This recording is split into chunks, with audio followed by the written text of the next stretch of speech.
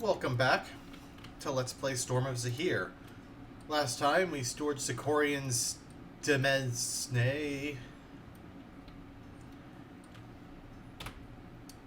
And we got ourselves some nice little treasure. And we are very close to hitting 16th level, which would help us a lot. There's only one more location that I noticed, though, that we still need to check out.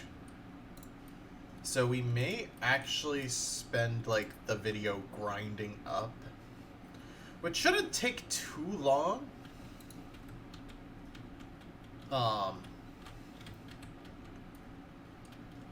mean, like I say grinding, but, like, I'm 4,000 experience away from a level, and you get, like, 400 from some of the lower level encounters in this region. Okay.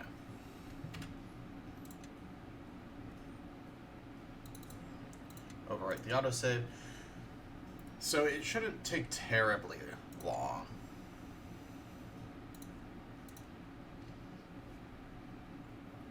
But I also don't know how much XP we're going to get from actually heading on up there. Alright, let's... Can't parlay with the Yuan T, so let's fight him.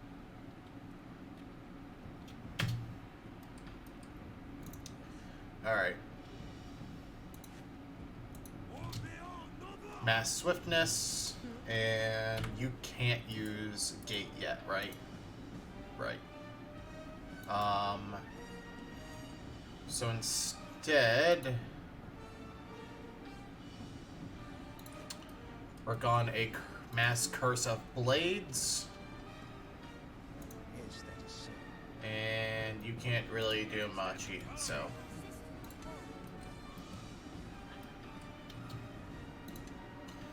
So, let's kind of pile on them.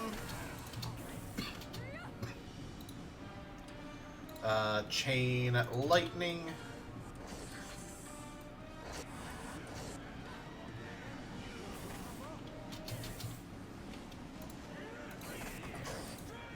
Oh, you need to run a bit before casting again.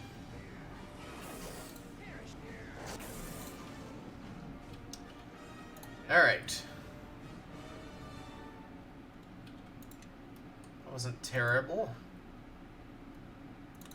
Bolts of Frost. That's more than regular ice bolts, I think. Nope, they are just regular ice bolts.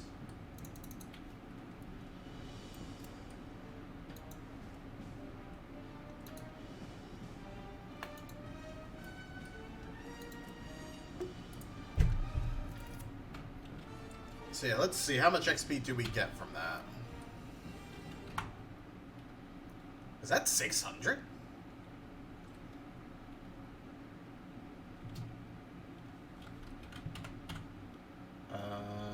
That was 700 experience earned. Alright, hide. Checks successful. Next up, we want to kind of go up against the mountain or hills to the south and walk along them. I don't think it's here, is it?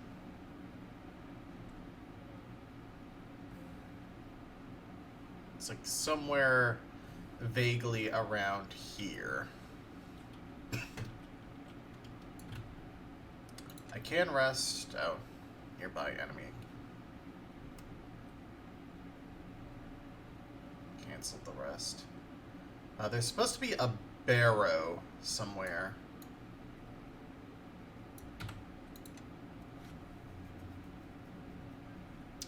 In fact, let me just kind of look that up now. Storm of Zehir. Chult locations.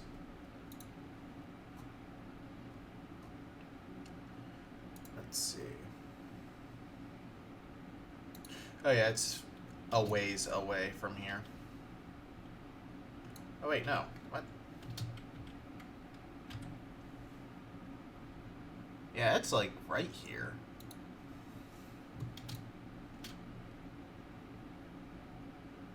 Maybe I'm not like pressed up enough over here.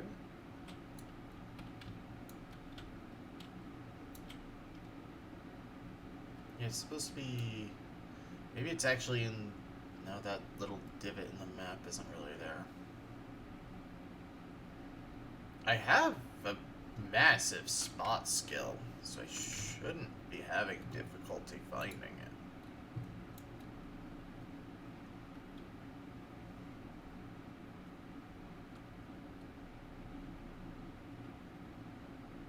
I don't think it's this building. I think it's actually right here. That's moderately frustrating, but... Actually, I'm curious if we can handle the Mega Raptor encounter. It is enemy level 7.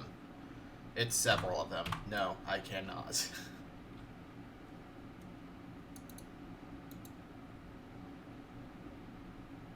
Huh. Well, that's really unfortunate. There's no treasure that especially matters there. So yeah, let's just kind of get into a few fights to gain another level.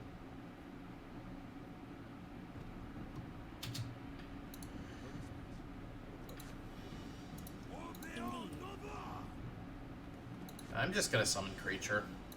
I don't need to gate for these things. You can Magic Fang. Then we all just kind of float on. No, get to attacking.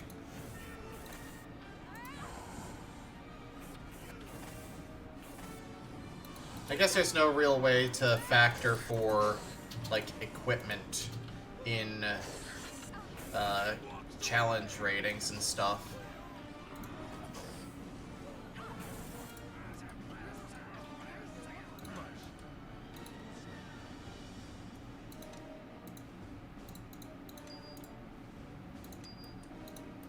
I don't know why I'm bothering to loot. Actually, we get, what is it, 32 XP for each, so we get another 120 experience from each encounter, so... Yeah, we're gaining a lot of experience from these.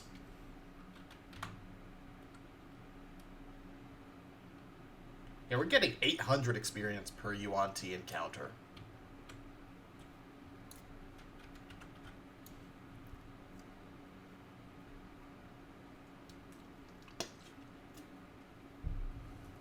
They don't even have any... The weird thing is they aren't poisoning us, and that's like the main thing Yuan-Ti are known for, isn't it?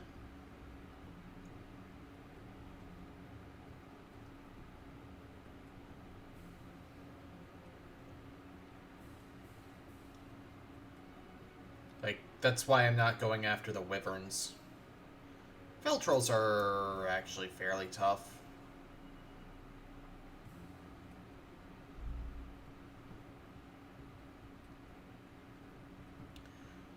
While I'm thinking about it, there is something somewhere south of here. It's not really a location, it's more just a search location.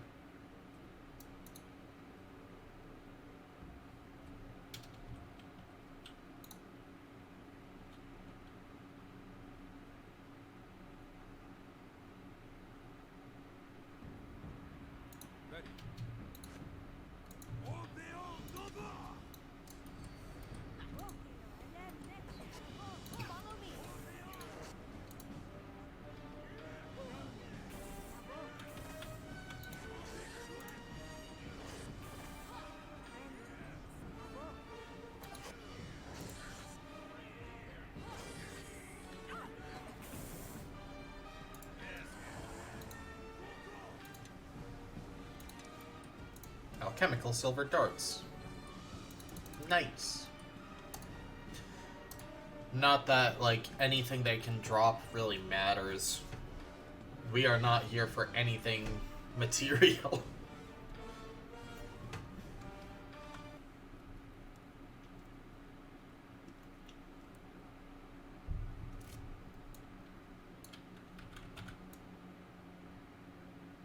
Let's see, this wasn't it, was it? No. There should be another, like, abandoned temple type of searchable yeah, right here. Ruined Shrine. That's the one.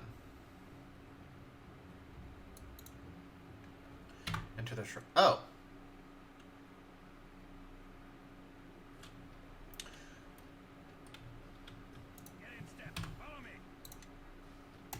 Ruined Shrine?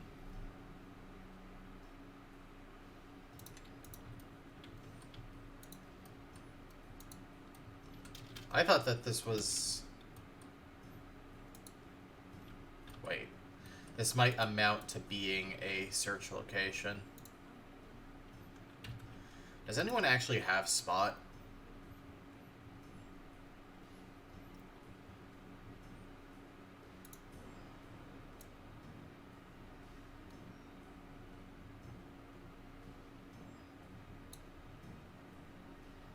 Actually, Shula does.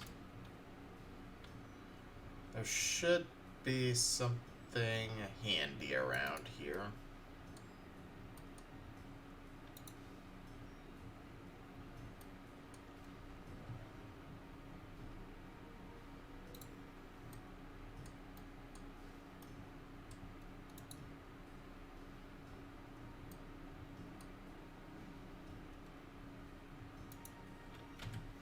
Let me make sure.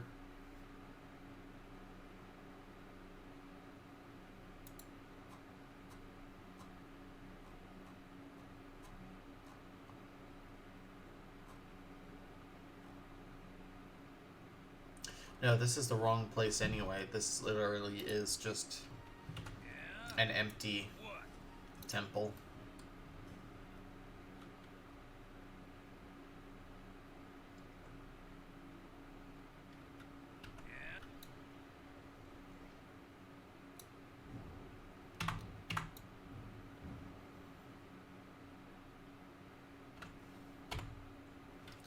Oh god, it's still using the spot speed. Okay, that's... This map system ain't perfect. You know? Let's see.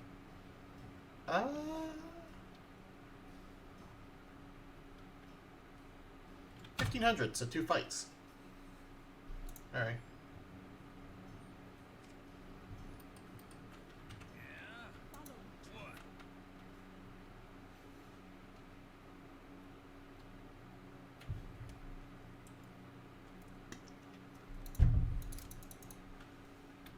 Wait, it said there was a Yuan-Ti encounter over here. No, I never read it. Ocean winds shriek and howl their way through the holes in the walls of this ruined shrine.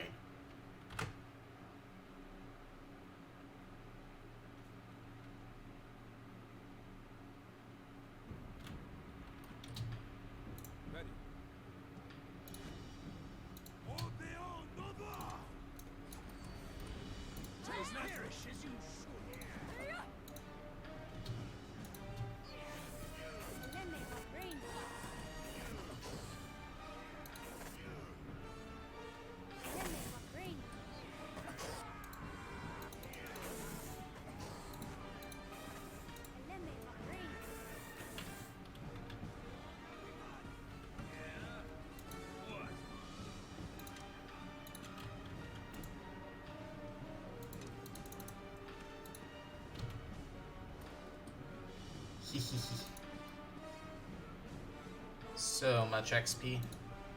I know this isn't making for a particularly interesting episode, but we may actually, from this level up, have the firepower to take down the final boss.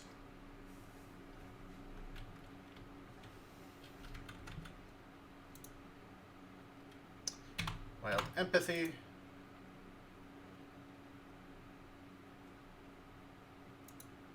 Wish I could see where that sandbar went. I know, that's just a little bay or something. Yeah, that's everywhere.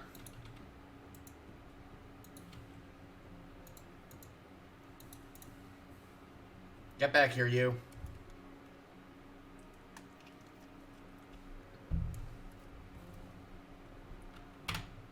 Fight the Yuan-Ti.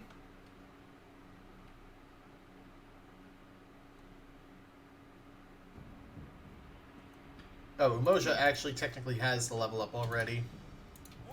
How do you have more XP than everyone else?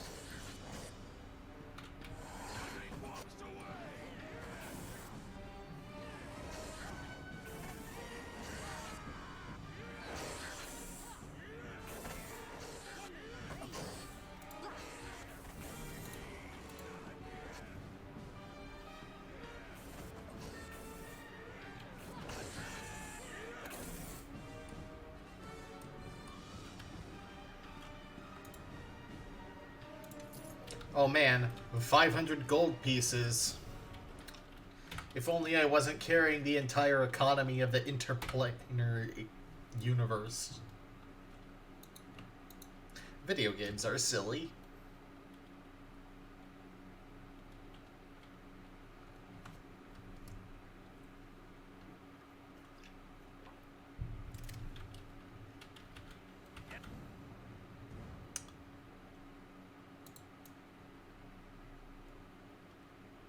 I'm gonna hit evade here.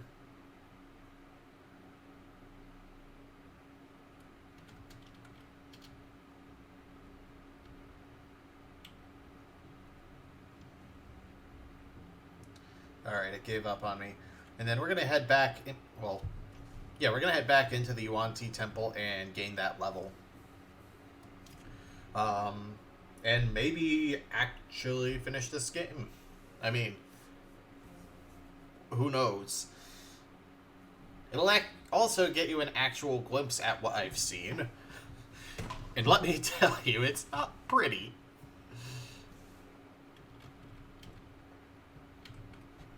It is a difficult encounter.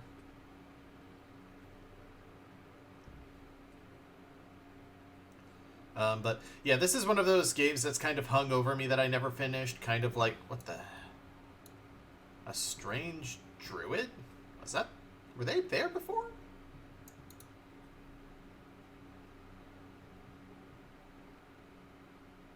You see a strange figure dressed in an assortment of black animal furs. Dark shadows circle the foliage around him. Approach. You meander through the jungle with the look of both predator and prey. Katamba thinks you'll not live long out here.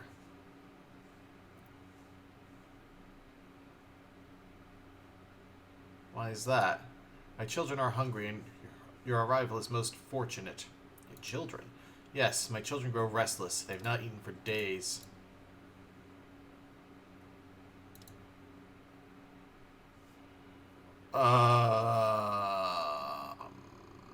Come on, then I'll snap your spine and crush your puny skull. Perhaps you are the predator. Very well, I will leave you to your fate. You're not getting off that easy. Time to die, says Goldberg. Is that a threat? Talking about the time for words is past. The hunt is over. All that remains is the kill.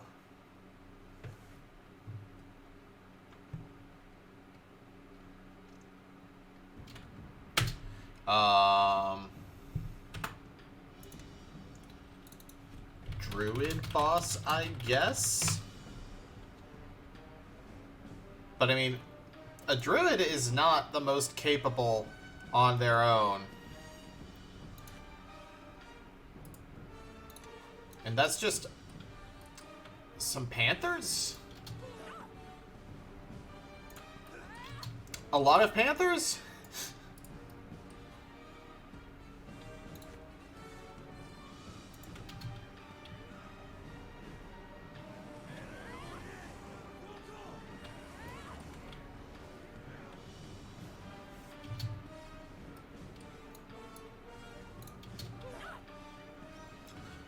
This Katamba's supposed to be a character from another Neverwinter Nights game.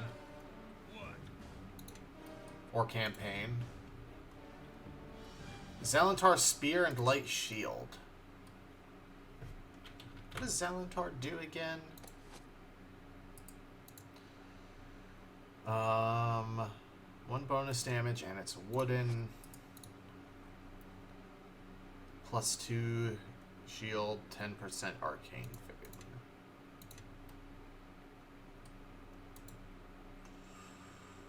Okay, that was weird. But ultimately kind of meaningless. Like, did I even get I didn't even get any experience out of that?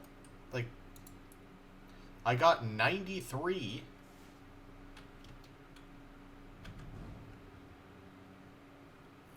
I'm gonna hit evade. And then head into the Temple of the World Serpent. And then it's time to level up. Look, Gordon, you've earned enough experience points to gain a level. Alright, level up Talon. Continue into Fighter. Bump up Constitution by 1, so that gives him a chunk more HP. 16 more HP, I think. Skills, probably just Intimidate more. Because Talon doesn't do a lot. I mean, there is Taunt.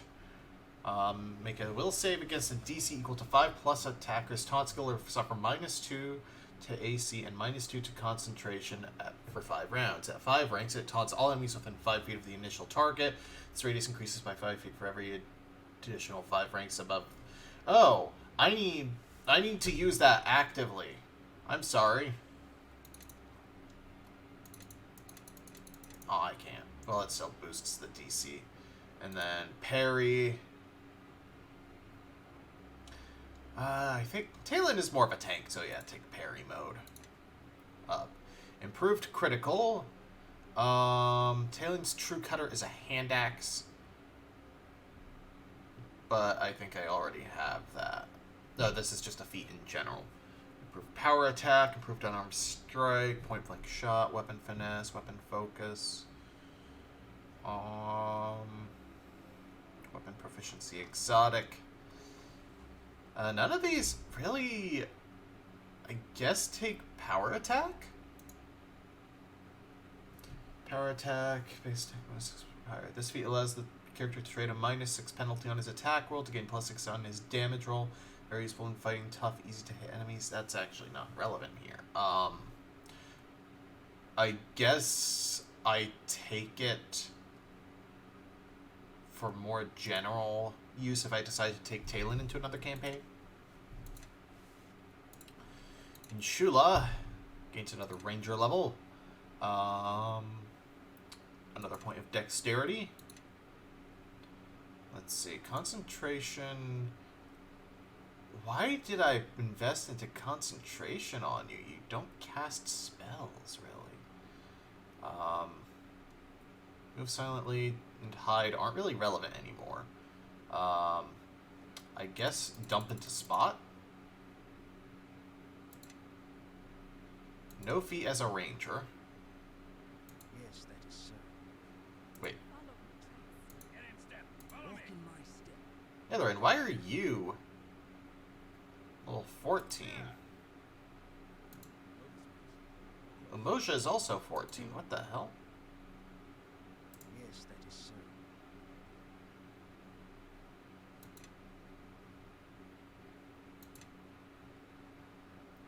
Right. You need concentration. So you get another smite evil. You get remove disease. Use a longsword. Do you already have improved crit? You do not.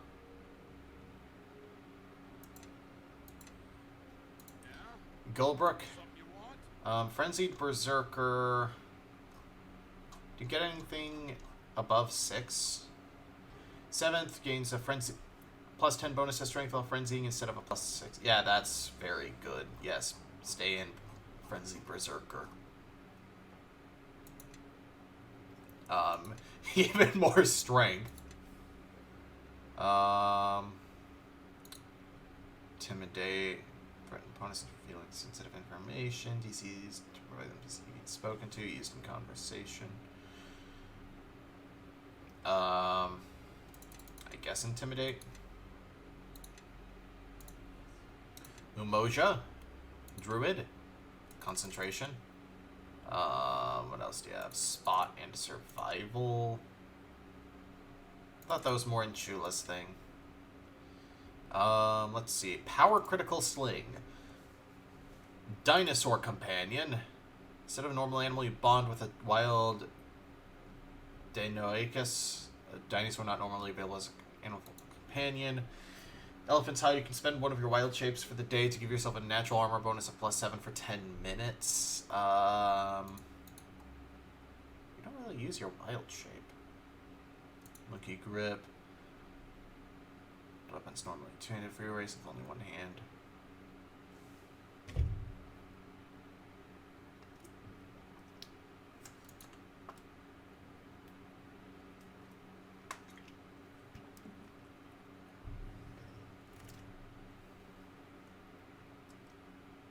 Oaken resilience. Gain immunity to critical hits, poison, sleep paralysis, and stunning for 10 minutes. I'm gonna go Dino Companion, because that upgrades the animal he's had. Well, I'm going to rest anyway, but like, if I examine it, it's a level 13 beast. 17, 12, 7 base attack. 17, 12, 7 attack bonuses. 1 to 3 plus 8. Double crit. 1 to 3, 2 to 8. Comes with evasion, improved evasion, and multi-attack. Okay, so yeah, that was a good upgrade. Come with me. And Sarnea. More intelligence. Concentration. I don't really need the craft skills anymore. Spellcraft.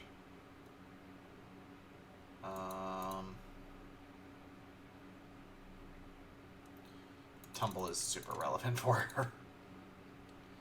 Okay, level 8 spell. Yeah, I'm not getting to level 19 or level 9 spells. Okay. Don't need summon creature 8. I have the gate helmet. Protection from spells. Within the area of effect, up to 1 ally per 4 caster levels, so 4 allies receive +8 bonus on all saving throws against spells.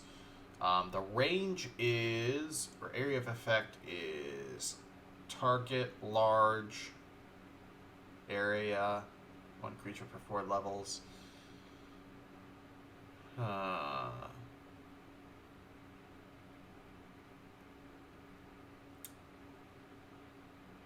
Interesting.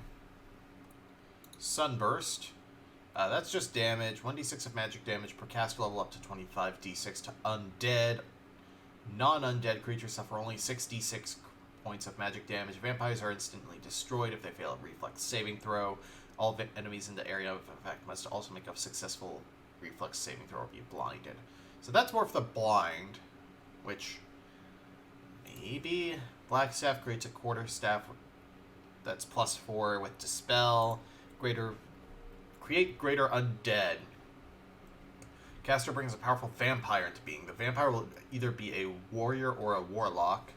The type which appears as random and beyond the caster's control. Unfortunately, you already have a summon. Horrid Writing. All creatures within the area of effect take 1d6 points of magic damage per caster level to a maximum of 20d6. Incendiary Cloud. 46 points of fire damage each round to all creatures that's within the area of effect for 6 seconds per level.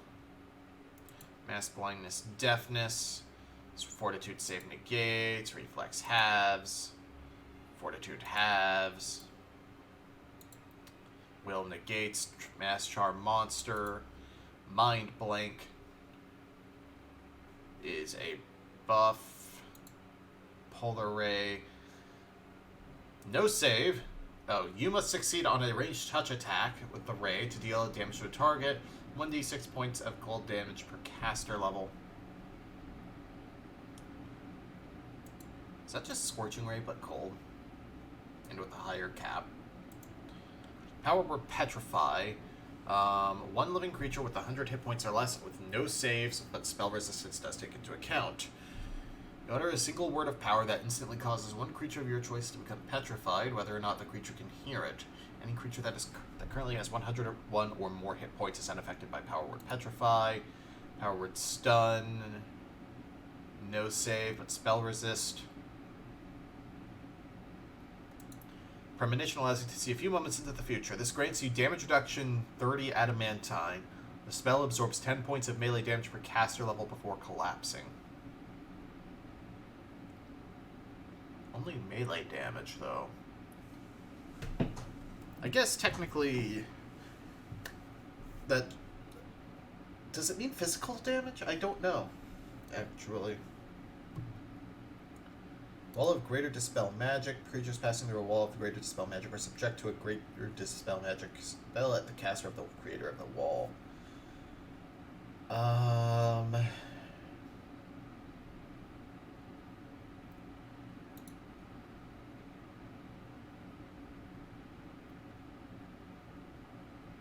I think I take Mind Blank and Power Word Stun.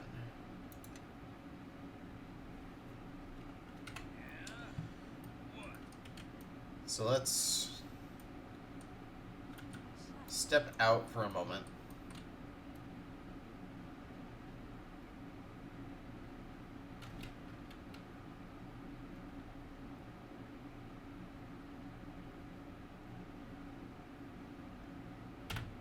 And rest. The item has interrupted your rest. Of course it has. Maybe I'll walk over here. It'll be fine. Yep. Okay.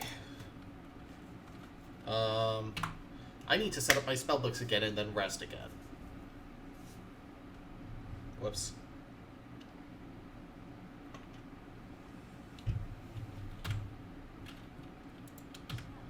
Alright,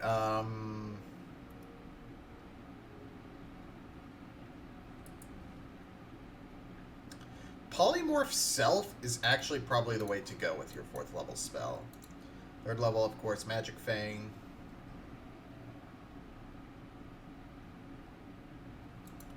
Second level,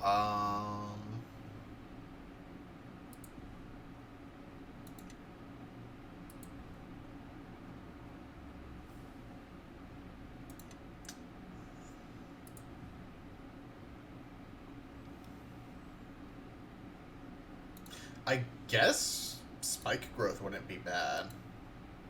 And no 1st level spells that are especially useful here. Halloran. Bless for sure. Guess Divine Favor. Aid is a 2nd level spell, I think, so. Lionheart. That's actually a really good 1st level spell. 2nd level. Aid.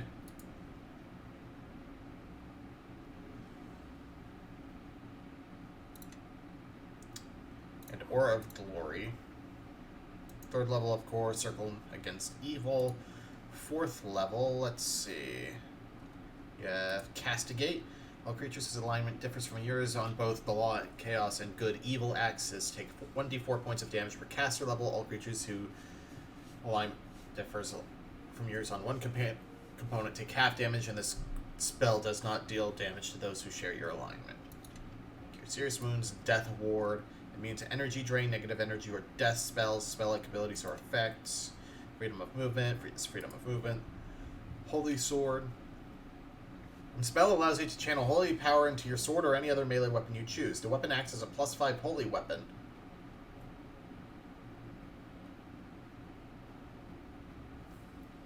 Oh, I should have gone for the anarchic weapon then.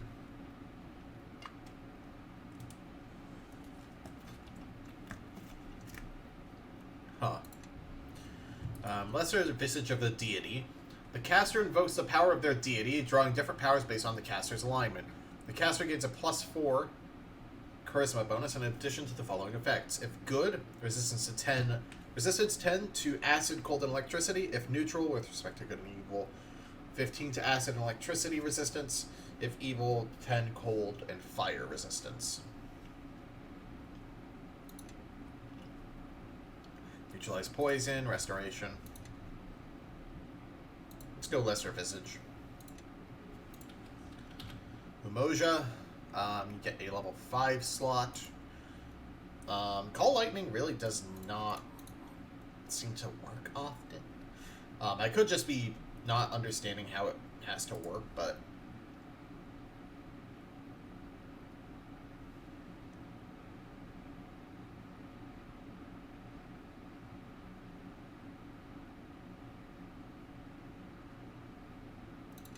Rejuvenation Cocoon is not a bad thing to have a couple casts of.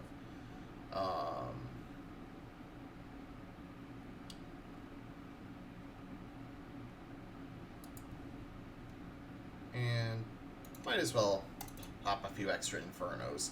For level 8 spells, we have Bombardment. Conjure a rain of stones that fall from the sky, causing 1d8 points of bludgeoning damage per caster level to a maximum of 10d8 to all enemies in the area. In addition, all enemies in the area of effect must make a reflex save or be knocked down for 2 rounds. That is actually really good, especially for a druid spell. Earthquake. Cause a massive earthquake around yourself, causing 1d6 points of bludgeoning damage per caster level to all creatures in the area of effect. You are not affected by the earthquake. No spell resistance, but reflex halves. Bombardment is spell resistance and reflex halves.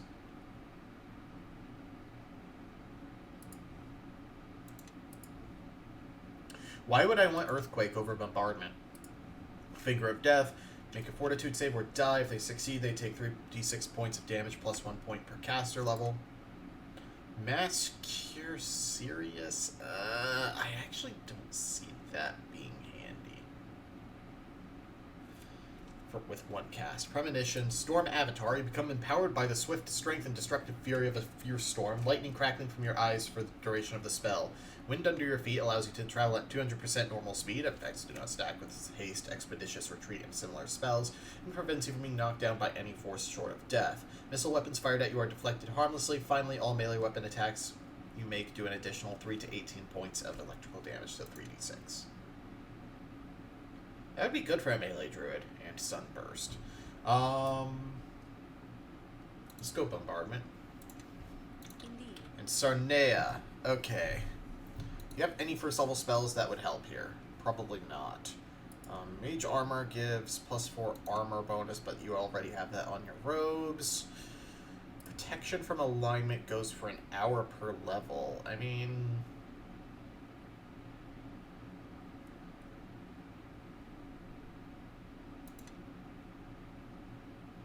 Circle already covers that.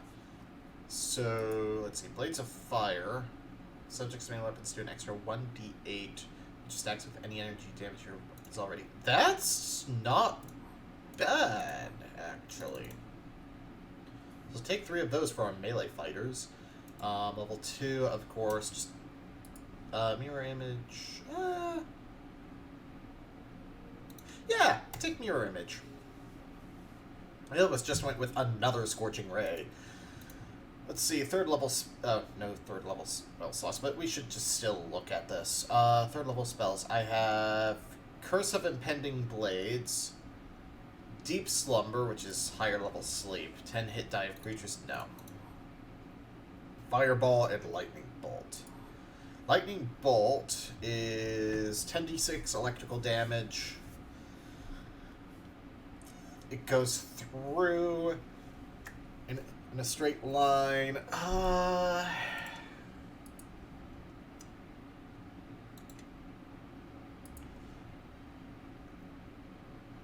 Flame Arrow for every 4 caster levels. She's level 16, so she fires 4 flame arrows at one target creature.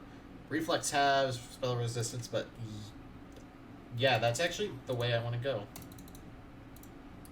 Heroism, +2 morale bonus. I think Hail already covers that. Level 4, least spell mantle, up to 1d4 +4 levels of spells before collapsing. Lesser Missile Storm, Confusion, Stone Skin, yeah. Level 5, Arc of Lightning. I don't actually like Arc of Lightning because it hits all creatures in the line between the randomly selected creature. That means that it can do friendly fire. Hold Monster just does not work here. Glass Doppelganger I have to get into melee range for. Shroud of Flame. Cause a single creature to burst into flames, suffering 2d6 points of fire damage immediately on failing the saving throw. Each round, if the target makes a reflex save, and if unsuccessful, takes an additional 2d6. So I just have to keep nailing them with more fire damage with each failure, and it's spread, or it's an area of effect. Yes.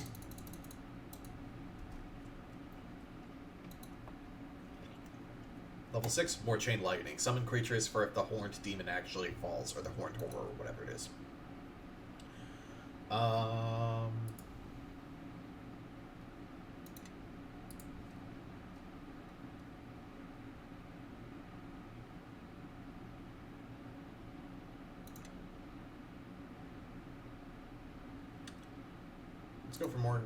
Let's go for Grasping Hand, and for level 8, I want Mind Blank, and Powered Stun, and Greater Planar Binding.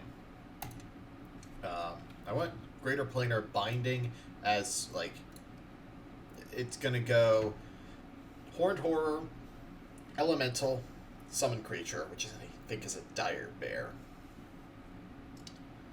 Powered Stun is for when I get the boss down to about, probably badly injured.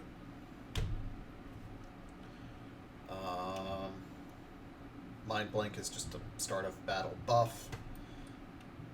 Okay. Let me make sure that all my spells are actually... And I need to remember I have the Rod of Thunder and Lightning for the extra Chain Lightning. Let's replace you. You can go there. So here I am. I could make a wand of flame arrow, honestly. That wouldn't have been a bad idea. Oh well.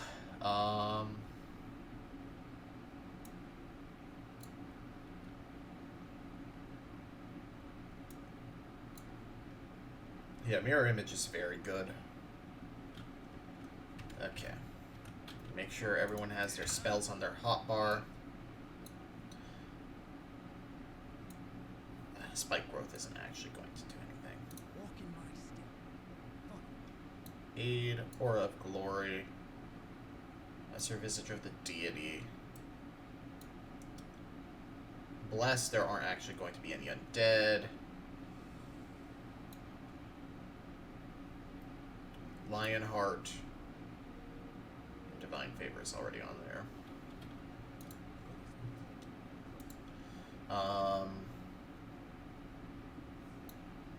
You just kind of do your thing there, Umoja.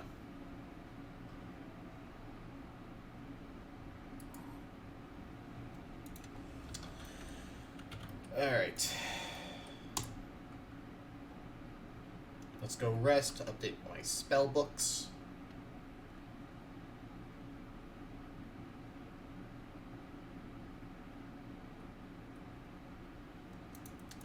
And then let's make an attempt at the final boss, shall we? Is that Mega Raptor going to count as being too close? Yes.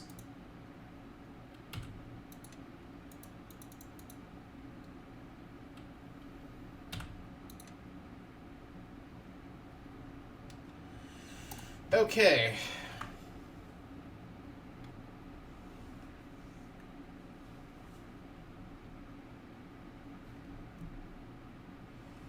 Like, I know the recording itself has kind of gone on for a while, but I do want to make one attempt with this setup.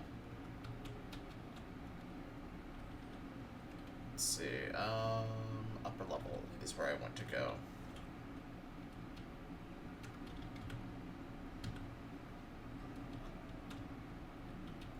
And if this doesn't... Actually, I'm going to make a save here. If this doesn't work, then I'm going to go all the way back to the Adventurers Guild to see if I can level the others up, who are, for some reason, level 15. Yes, that is so. Yeah? What?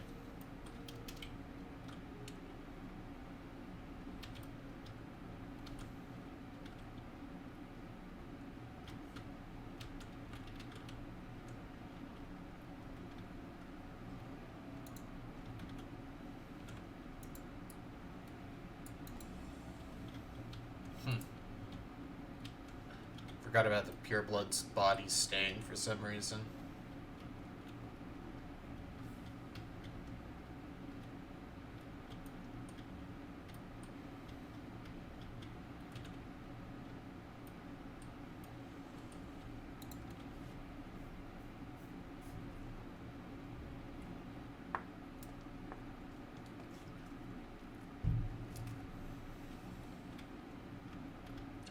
Right, I don't want to go that way, because that's full of traps.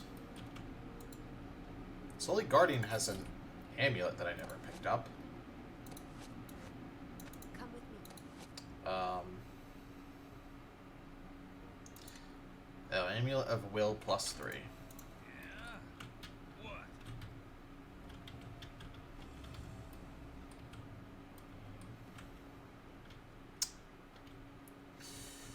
Really glad I made those fortitude saves.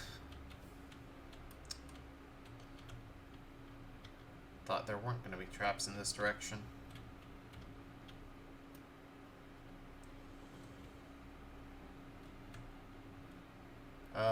Yeah, I could just go straight into the chamber here. Alright.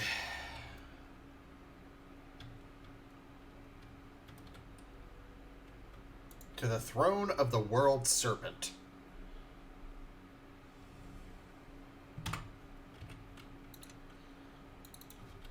Pre-buff. Alright. Walk in my step. Follow me. Your gate to eggs. Yeah? Lionheart. Yeah, swiftness. I don't think you really have any buffs besides Stone Skin for Goldbook. June. Follow. You need...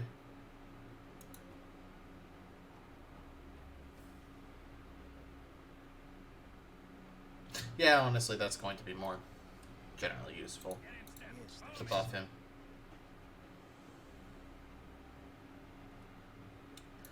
Aura of Glory. Yeah? Ready. Something you want? Aura of Vitality. Hmm. Mirror Image.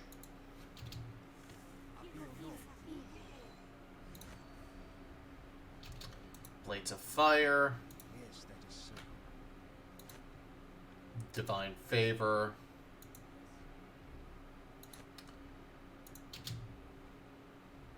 Superior Resistance. Indeed. Let's see. Continue with Blades of Fire. Walk in my step. Follow. Aid. Follow.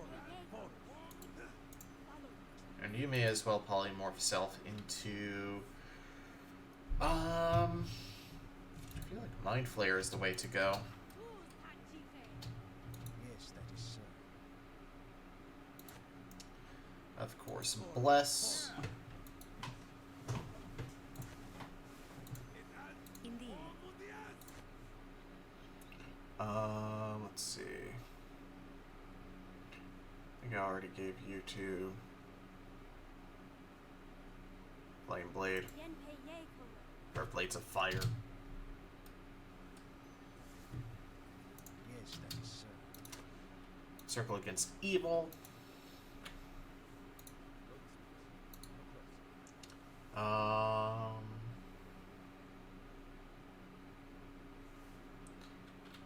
Is there any spell I need to throw on?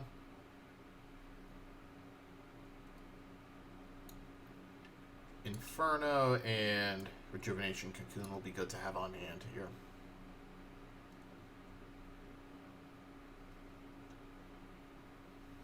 Yeah. Indeed.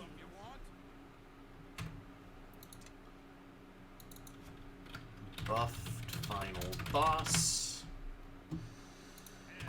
Alright. Let's give this a shot. So we have Snake Tongue Zealot, Yonti Pureblood, Hierophant, and Safa.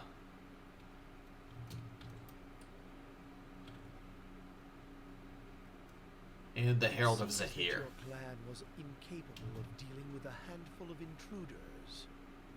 And yet, you promised me the Sword Coast in a 10-day? This displeases me. We will deal with this. We will deal with this immediately, my lord.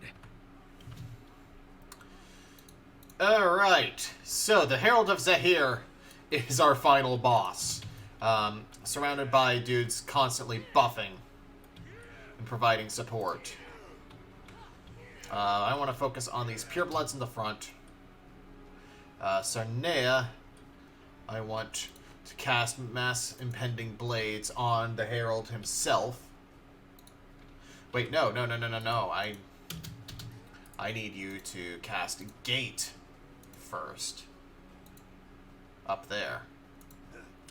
Umoja can cast Inferno on the Hierophant. I think the Hierophant is a cleric. You need to Frenzy. Give it up. You ain't got a chance.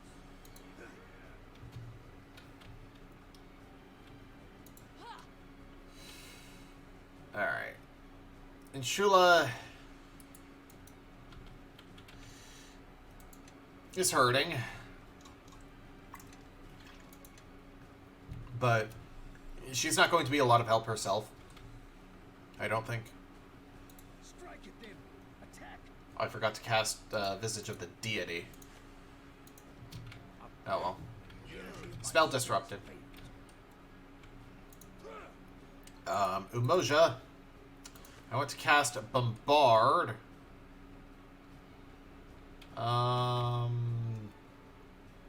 Here, yeah.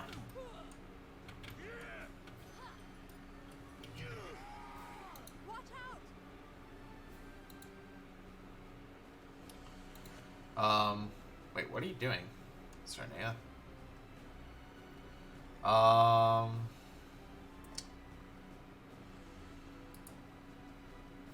Yeah, I'm gonna actually have y'all go after these zealots.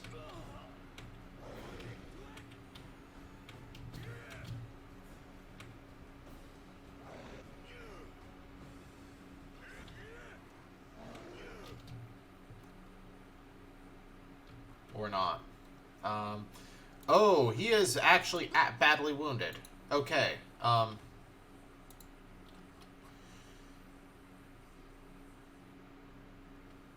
Where's the Horned Horror? Or did that not finish getting cast? It never got finished. Okay.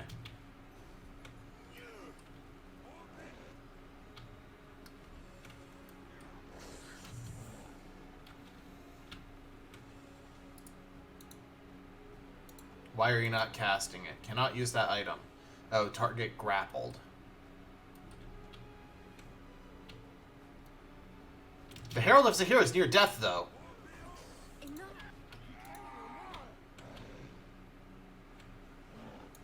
Alright, Sarnea is no longer grappled.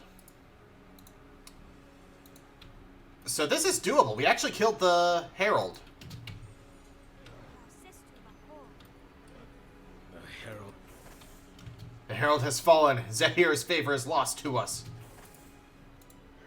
Please cast gate. Why can't you use the item?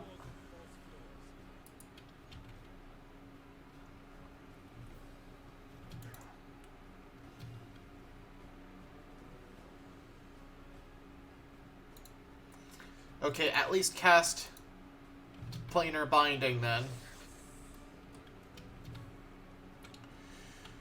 Oh, the Hierophant is almost down. Characters may be in the dead state, but we can revive them, story-wise. Oh, please work. Oh, this would be so satisfying. To completely curb stomp the final fight.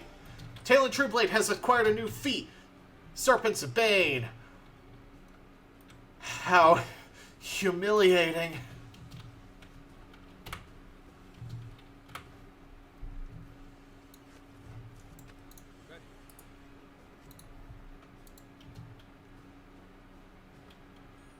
Yes, yes.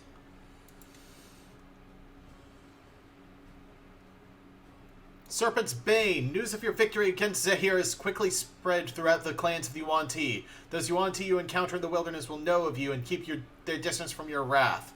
Yuan-Ti warbands who challenge you will quickly realize who you are and hold back their attack, allowing you to leave the encounter without conflict if you should so choose.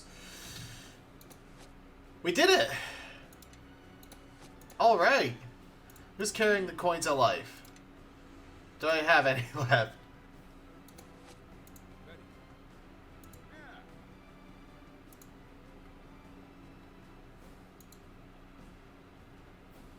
Yes, I do.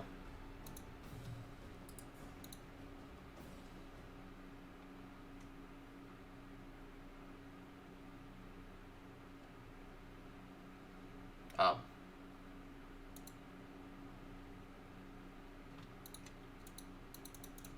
Yes, yes. Oh, wait. It was someone who's dead. Duh. Get in step. Follow me. I was like, why is it not working?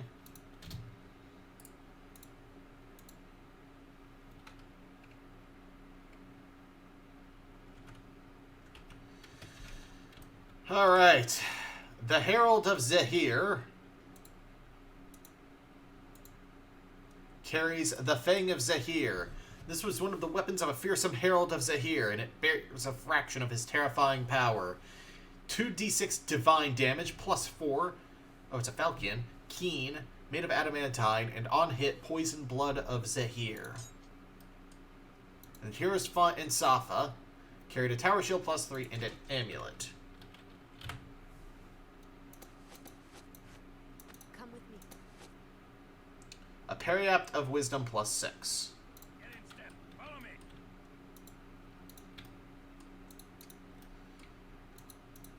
Alright. So Zehir is no longer going to be summoned. We need to return to Sasani at the Viper Temple and let her know that the threat of House Sasehen is ended. I shall. Yes, yes. Oh, 2 overland map. The door leads to a staircase which ascends all the way down to a side exit from the mountain. Return to Sasani at the Viper Temple.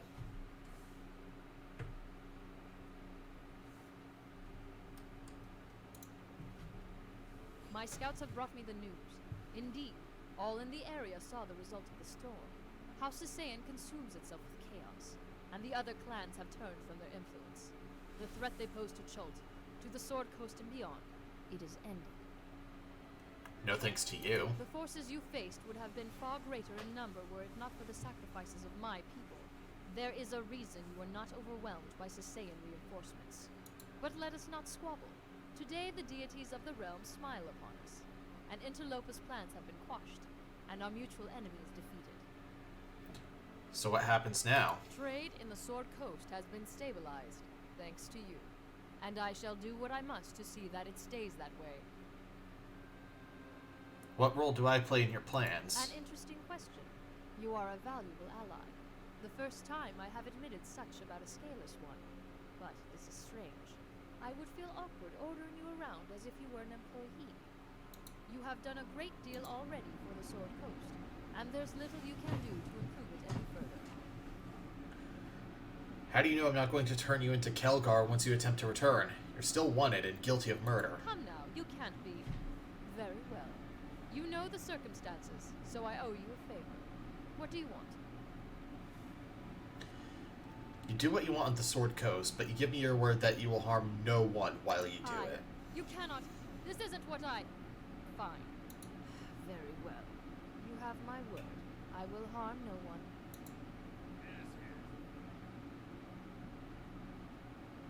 And so, dear readers, here ends my tale of sinister plots, heroism, and sacrifice. But what, you may ask, happened after the fall of Zehir's dread herald? What was the future of all the lives that were touched or undone by such events? Fear not, my good readers. As my name is Volothamp Gedar, I would not leave you in the lurch, though I am not an historian by occupation. I am a tireless investigator, and I here present what I was able to uncover. Though it played host to us for a time, by all accounts, Samarak remains unchanged. However, my sources whisper that certain high-ranking officials have fallen under Yuan-Ti control. More troubling still is the uncertainty of whether the Yuan-Ti in question still bear fealty to their ancient god Seth, or worship the vile interloper Zehir. Now, as for the fate of the beleaguered Port Last. Though the brave adventurers stopped the storms ravaging Port Last, such action was not without cost. The goddess Umberlee must know of the death of her priestess, and will one day likely take her revenge. With Port Last free of Luskan invaders, Neverwinter forces acted quickly to re-secure the town, and Lord Nasher himself called the liberation of the town a hero's deed. Though she succumbed to madness, the news of what Naya had attempted to do reached the ears of many in Port Last, and there are those who still honor her memory because of it. But what of the tiny village of West Harbor, the childhood home of the great Knight Captain? Though West Harbor was saved from the Dragon Twins, it sadly fell under the influence of a nearby cult. Though Chantian clerics acted quickly to destroy it, the cult claimed the lives of Jan Buckman and other harbormen. Consumed with grief, Jan's father Laszlo vanished into the swamp, and the poor village of West Harbor eventually followed him, reclaimed by the wiles of the Mayor of Dead Men. As for souls who lent their aid, they too have not been forgotten. After the events at the Temple of the World Serpent, Belueth's rage at the cults of Zehir seemed to intensify ever greater, as if she piled all the hate and anger in her heart at the feet of the god and his minions. Eventually, the young woman disappeared from Neverwinter, though cultists tell tales of a yellow-haired woman who appears out of nowhere, slaughters their people by the dozens, and vanishes into the night like a ghost. Finch the Bard used his experiences in the employ of the Merchant Company to create a few promotional songs for the Church of Joaquin, for which he was paid handsomely. With his earnings, the handsome bard bid a farewell to the Sword Coast once more, and claimed there was far more of the world he needed to see before he was ready to cede his soul to Sune. The last anyone saw of him, Finch was boarding a ship bound for the distant land of Kalimshan, and already wooing a lovely young noblewoman on board. Grick Bannersworn returned to his order, with tales of the deeds he performed and the things he had seen, and was honored with a full title of Divine Champion by his superiors. Though he was offered the command of a dozen soldiers, Grick politely declined, voicing his intent to see more of the world and learn of its ways, and personally hunt down the worshippers of Dread Zehir and bring them to justice. Though almost endlessly impressed with the powerful creatures available to hunt on the Sword Coast, Inshula Sarmashewe eventually began to miss her older sister, Kwesi, and became homesick for her distant home of Tashalar. Carrying many impressive trophies of their hunts, Inshula and her sister returned home to Tashalar. In the chaos that followed the fall of House Sasehin, they worked tirelessly to keep their home city safe and remain as its guardians still.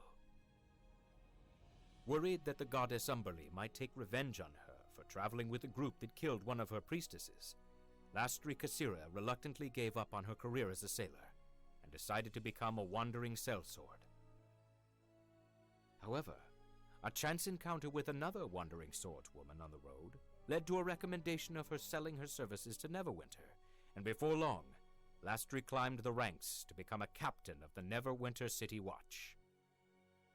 Though it is not the ship on which she always dreamed she'd live out her days, Lastri nonetheless seems happy in her new job and bears numerous decorations for bravery and skill.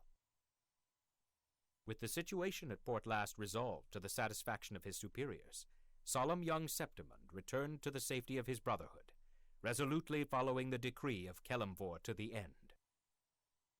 The loyal servant of Angarat, Soravora Erevan, remained with the adventuring party until shortly after their return to Crossroad Keep, stating that it did not seem a complete journey to her until she walked within the keep's walls once more. Her mission accomplished, the ancient elf reported shortly that her goddess had given her leave to return home, and so she set off alone into the wilderness as she began on the long journey back to Evermeet. Though greatly pleased with the unexpected directions his journey through the maze had taken him, Umoja bore a great concern within him about how the appearance of the god Zehir might affect his people back in the Cholton city of Mesro. Bidding their friends at Crossroad Keep farewell, the druid and his dinosaur companion returned to their home, eager to protect the people of Chult from the subtle evil of their Wan Ti. For those who aided the heroes along the way, their tales lie within these pages, never to be undone. Let us not forget the power of their deeds and words.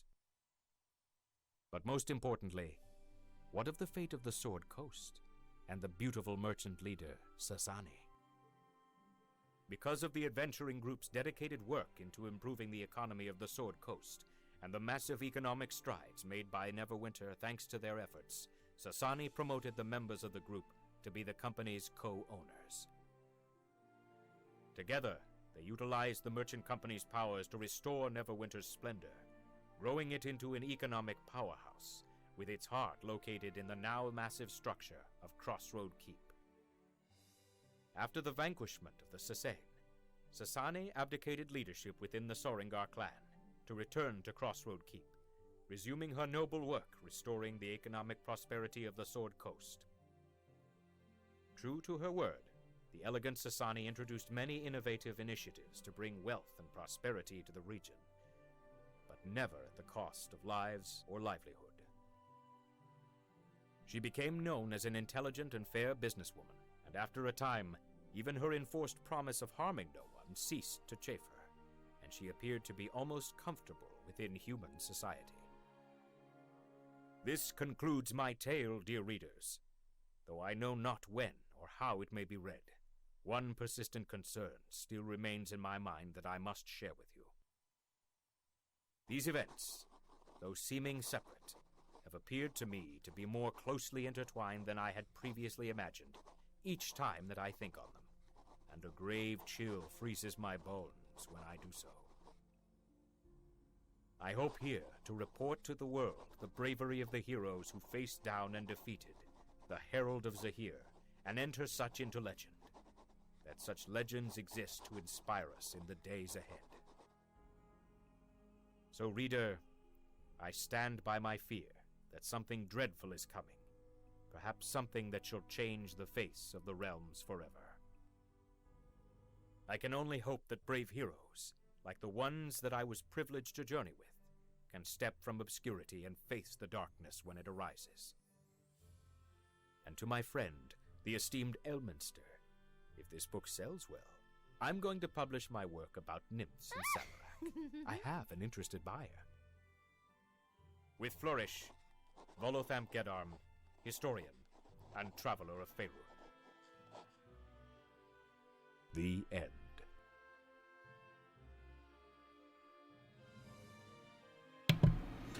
Wait, that's not how it happened.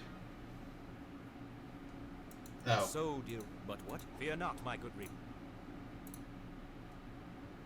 From what I've heard, it seems Samurai. I thought I needed. Though I would. So you can actually edit your ending.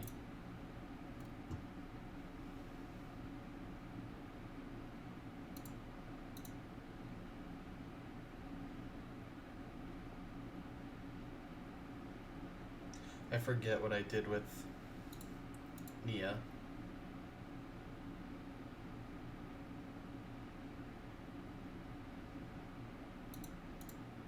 Now, though the brave with put Anyway.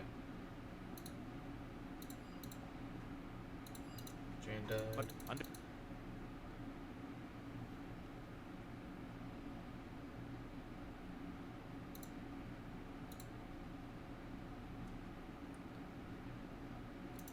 I'm just going to say the ones that I actually use.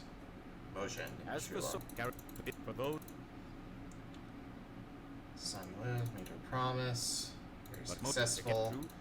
I Okay, hope that's I can kind of help neat. with You can the- see all the different options. Anyway, that was Storm of Zehir, the second expansion, well, second and final expansion to Neverwinter Nights 2.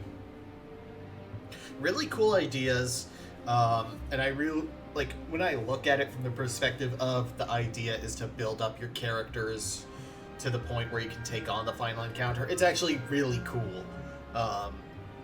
Although I think that works better in a game where you can technically do the final encounter at any time. Glad to have this one finally done. Took less time than I expected to prepare for that fight. Ugh. Yeah.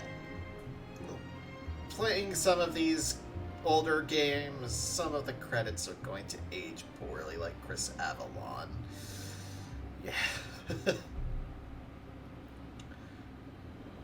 But yeah, so I'm not going to be jumping into any Neverwinter Nights stuff immediately after this. In fact, the next thing I plan to do, which I don't know why I say it like this. Actually, no, this is going to go up before Darkness Over Daggerford finishes, I think, or on the same day. So either way, next game I'm going to be covering is actually an RPG Maker game. I actually kind of see RPG Maker game and the Neverwinter Nights games as kind of similar in that you can do a lot of cool stuff, or you can do some kind of half-assed stuff with it. But the really cool stuff is really, really cool. But they're just engines to make your own RPGs in. But Skyborn, one of the first ones released on Steam, and supposedly a very, very good one. I kind of want to play through... Sorry, there's Avalon. Kind of want to bounce between stuff. I do like playing the games that are sort of like community creations, like RPG Maker stuff or Neverwinter Nights stuff. But there's also, like, they're not officially published, so there's slightly less of a guarantee of quality. I know that there are a lot of really good RPG Maker games out there. There's Exit Fate, there's Last Dream, which is a lot better than it looks at first glance, because it uses the default stuff for RPG Maker. Off... Cognitive Dissonance. I'm trying to think of more famous ones. Yume Nikki, although that's not really something I would cover. But there's kind of, you know, like, you have less of a guarantee of quality than when you purchase a game, like a full game. Not to say that all purchasable full games are of high quality, but you have more faith in it.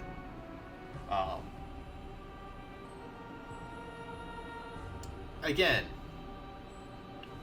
really not trying to throw shade on, like, Neverwinter Nights module developers or RPG Maker developers. I'm just saying, like, in general. Oh, this is just the base game credits.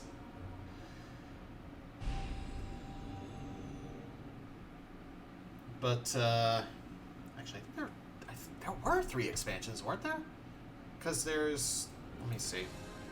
New campaign. Oh, Mysteries of Westgate is an adventure pack, technically, I believe. Anyway, thank you for joining. Hope you enjoyed. See you in the next one.